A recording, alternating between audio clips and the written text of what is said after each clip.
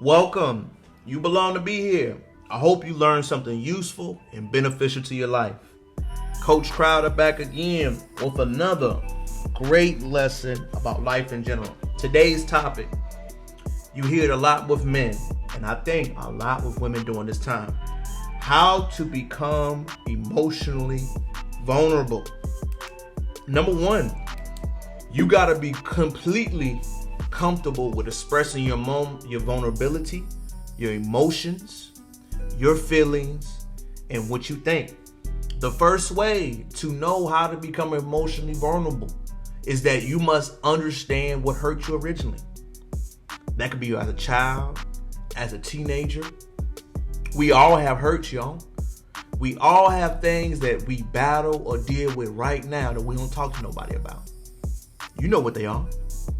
It could be an ex that dumped you, a pastor that told you wasn't good enough, your dad wasn't there, your mom was rough, you never got the love or support that you actually felt like you deserved.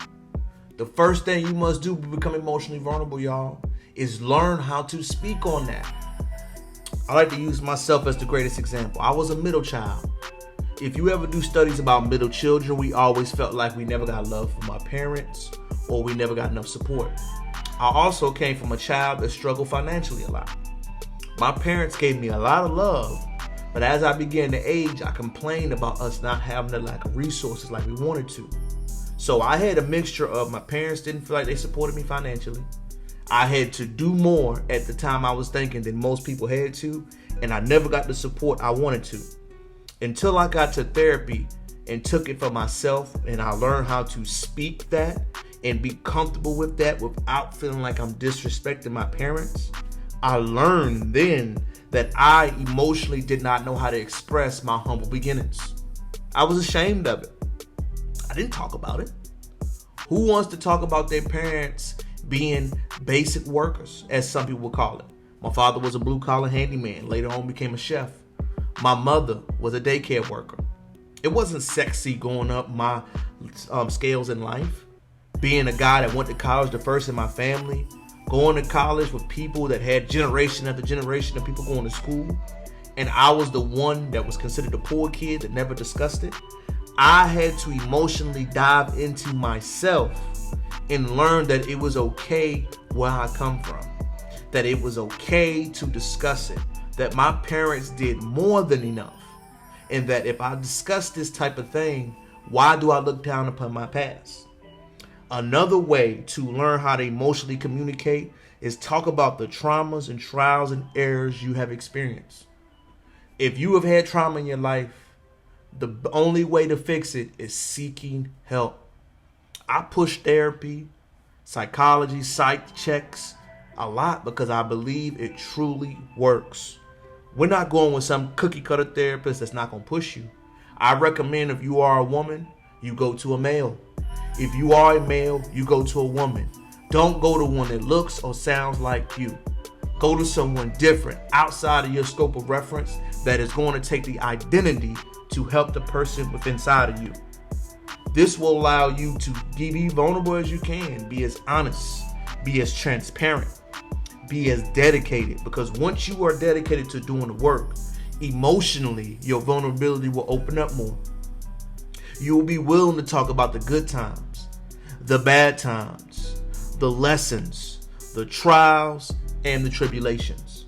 It's not easy to learn it, y'all. Trust me.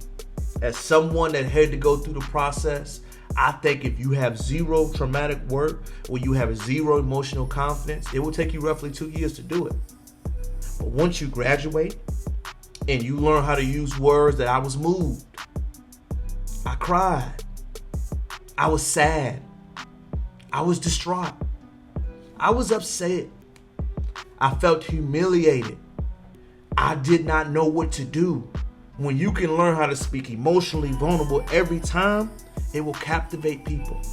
It will captivate your coworkers, your bosses, because people love open, honest people.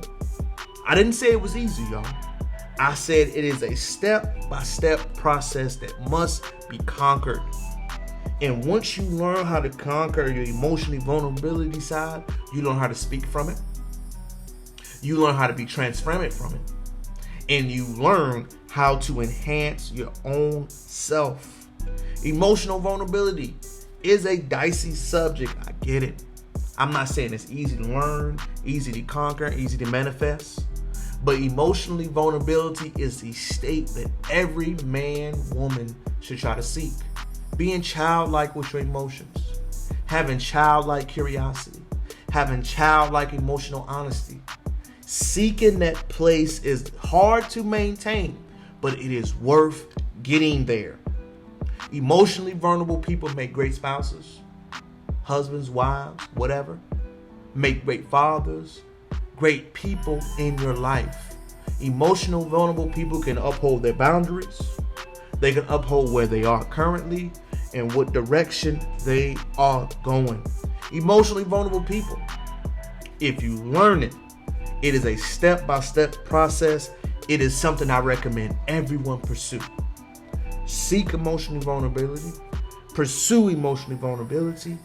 Want to chase after emotional vulnerability. You will be surprised how healthy you become. Most adults, especially in America, are emotionally constipated. They can't emotionally communicate or describe themselves. Seek it.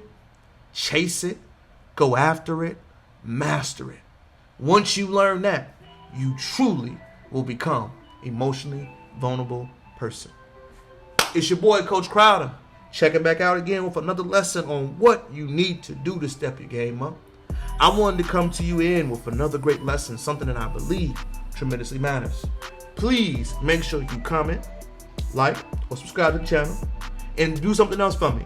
Share it to someone else. It's free. That is how you repay me. Check it out. Peace.